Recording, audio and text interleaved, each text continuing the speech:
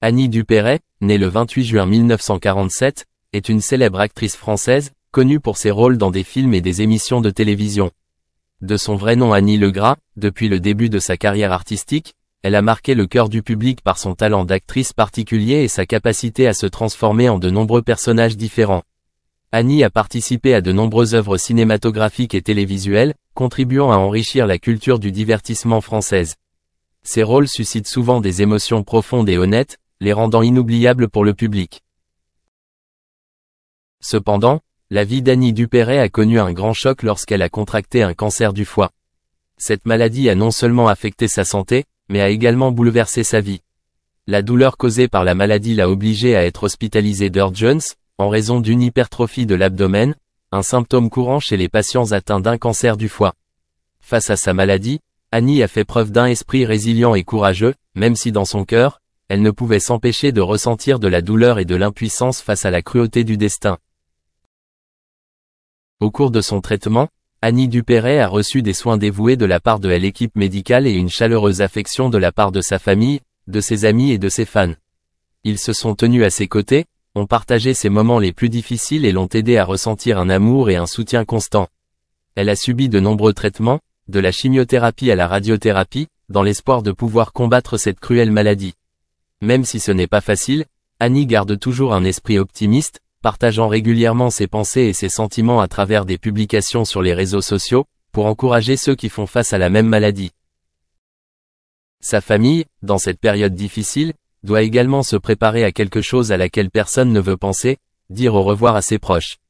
Dans leurs derniers instants, l'amour et le lien entre eux sont devenus plus forts que jamais. De beaux souvenirs, des moments heureux et des rires ont créé une image lumineuse de la vie qu'ils ont passée ensemble.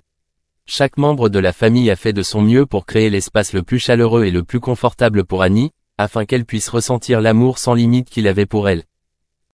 Face à la douleur et à la mort, Annie Dupeyret a laissé une profonde marque dans le cœur de ceux qui l'aimaient. Les œuvres d'art qu'elle a apportées à l'industrie cinématographique et télévisuelle française resteront à jamais un héritage précieux, faisant que son nom ne s'effacera jamais. Sa carrière ne se limite pas à ses rôles, mais aussi aux émotions et aux messages sur la vie qu'elle a transmis au public. L'histoire d'Annie Dupeyret, d'actrice talentueuse à combattante résiliente, est une source d'inspiration pour beaucoup. Cela nous rappelle le pouvoir de l'amour, du soutien et du courage dans la vie. Elle a vécu une vie pleine de sens et, même si elle a affronté la mort, l'amour qu'elle a reçu restera à jamais gravé dans le cœur de ceux qui l'ont connue. Le décès d'Annie n'est pas seulement une grande perte pour la famille et les amis, mais aussi une douleur commune pour les amateurs d'art.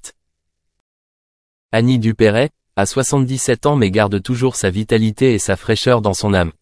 Sa vie est désormais beaucoup plus simple puisqu'elle ne vit qu'avec une allocation de 600 € par mois. Toutefois, cela ne réduit pas sa qualité de vie. Au contraire, Annie profite de la vie dans 2 magnifiques maisons, chacune avec sa propre beauté et ses souvenirs mémorables. L'une de ces 2 maisons est située dans une campagne paisible, où la nature offre une beauté sauvage et de l'air pur. C'est dans cette maison qu'elle revient chaque fois qu'elle a besoin d'un espace calme pour se reposer et être créative. Avec ses murs blancs et son toit de tuiles rouges, la maison ressemble à un magnifique tableau de campagne. Dans le jardin, Annie cultive de nombreux types de fleurs et de plantes, créant ainsi un espace de vie coloré et vivant. Chaque matin, elle se lève souvent tôt pour s'occuper du jardin, profiter du chant des oiseaux et regarder la lumière du soleil briller à travers les feuilles. La résidence secondaire d'Annie est située au centre de Paris, où elle a fait sa marque dans sa carrière d'actrice. Il s'agit d'un espace de vie moderne et confortable mais toujours imprégné du style classique de la ville. Charmant petit appartement au mobilier délicat, alliant style classique et moderne, créant une atmosphère chaleureuse et cosy. Ici, Annie invite souvent ses amis à partager des histoires, de beaux souvenirs et à profiter de petites fêtes amusantes. Même si elle vit d'une modeste pension, Annie Dupeyret ne laisse pas cela diminuer sa joie de vivre. Elle sait profiter de chaque instant, vivre pleinement et avec amour. Ces maisons ne sont pas seulement des lieux de vie, mais aussi des maisons contenant de nombreux souvenirs, des rencontres significatives et des rêves non réalisés. Annie vit simplement mais avec optimisme, et c'est le secret qui l'aide à conserver sa jeunesse et son dynamisme. La vie d'Annie, à 77 ans, est la preuve vivante que le bonheur ne vient pas toujours avec la richesse matérielle. Elle croit que le plus important est de trouver de la joie dans les petites choses du quotidien, et chaque maison lui apporte des expériences et des émotions différentes. Assurément, avec un esprit optimiste et un amour de la vie, Annie Dupéret continuera d'écrire une belle histoire pour sa vie dans les années à venir. Les gens ont désespérément besoin de rire. Annie Dupéret est la marraine du 4e festival des Houlgate. Dans le contexte moderne, la vie nous apporte souvent une pression et une anxiété constante. Par conséquent, trouver de petites joies pour faire rire au quotidien devient plus que jamais nécessaire.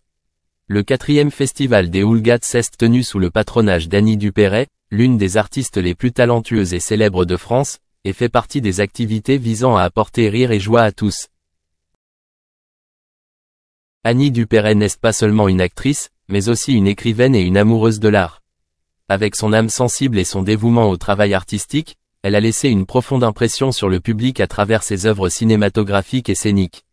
Sa participation au Festival des Houlgate a non seulement mis en avant l'événement mais a également démontré son engagement à redonner de la joie et du bonheur dans la vie des gens. Les gens ont vraiment besoin de rire, ce dicton d'Annie est devenu le slogan du festival, soulignant l'importance du rire et de la joie de vivre.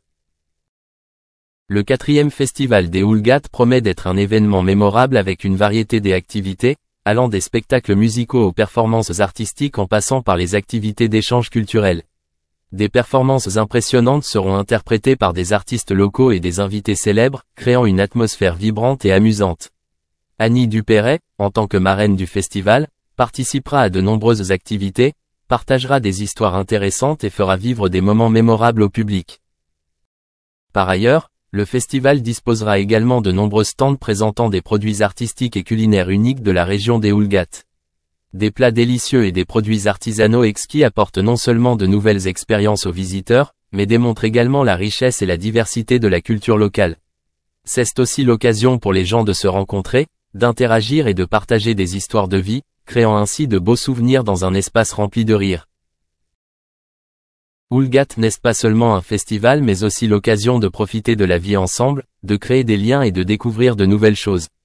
La présence d'Annie Dupéret rendra le festival plus spécial que jamais, car elle est non seulement une icône des arts, mais aussi une personne qui inspire tout le monde sur l'importance du rire dans la vie. Enfin, avec le message Il faut vraiment rire, le 4e festival des Houlgate sera une belle occasion pour tous de se détendre ensemble, de retrouver de la joie et de partager des moments de bonheur. C'est exactement ce qu'Annie Dupéret et les organisateurs du festival espèrent apporter à chacun, un espace plein de rire, où chacun peut vivre pleinement les acclamés par la critique lorsque les Beatles ont fait leurs débuts au cinéma dans A Hard Day's Night. Le réalisateur Richard Lester a orchestré ces séquences en raison du manque de sommeil de Ringo à la suite de la fête de la nuit précédente. Après le deuxième film des Beatles, Help, Epstein attribue la popularité de Ringo à son côté pittoresque. En 1965, Ringo sort vainqueur d'un sondage du Melody Maker qui l'oppose à ses collègues Beatles. En 1964, Lennon révéla dans une interview à Playboy que Ringo avait pris la place de Pete Best pendant sa maladie. Ringo répondit en riant « Best a pris des petites pilules pour le faire tomber malade ». Best entame alors un procès en diffamation contre Ringo, qui dure 4 ans avant de se résoudre en faveur de Best. Les Beatles entament leur tournée mondiale en juin 1964. Ringo contracte une pharyngite, une amygdalite et une forte fièvre avant la tournée. Jimmy Nicol, un percussionniste de session, lui succède provisoirement pour 5 concerts. Ringo a réintégré le groupe à Melbourne le 15 juin et a révélé par la suite qu'il craignait d'être irrévocablement supplanté pendant sa maladie. Les Beatles ont été initiés au cannabis par l'auteur-compositeur américain Bob Dylan en août. Les autres hésitent, tandis que Ringo est le premier à y goûter. Ringo a épousé Maureen Cox le 11 février 1965, alors qu'ils s'étaient rencontrés pour la première fois en 1962. À cette époque, la tension et la tension de la Beatlemania ont atteint leur apogée pour lui. Il est même menacé de mort avant un concert à Montréal, ce qui l'oblige à placer ses percussions à la verticale pour plus de sécurité.